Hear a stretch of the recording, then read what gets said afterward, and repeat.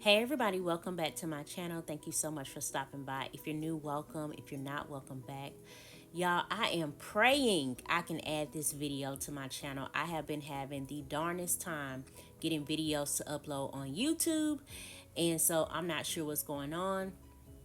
But as you guys can see, the living room is not dirty or whatever the case may be. I just had to straighten up a little bit, and I'm gonna move into the kitchen and work on that because that's where my problem area is. But other than that, um, it's been pretty much, well kept.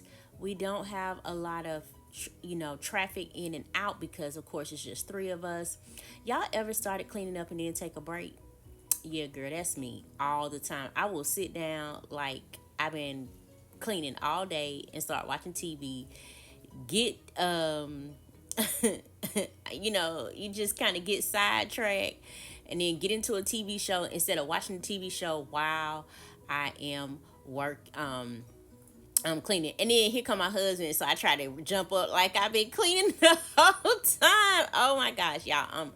I cracked myself up when I was doing this. But anyway, I hope that you all enjoyed this few minutes of me straightening up the kitchen. All you're going to see me doing here is I'm going to be emptying the dishwasher, loading it back up, having a little bit of conversation with my husband because he came home from work. I had already gotten off of work and started, doing a little bit of cleaning. And that's it. So I hope you guys enjoy, and I will see you guys in the next video.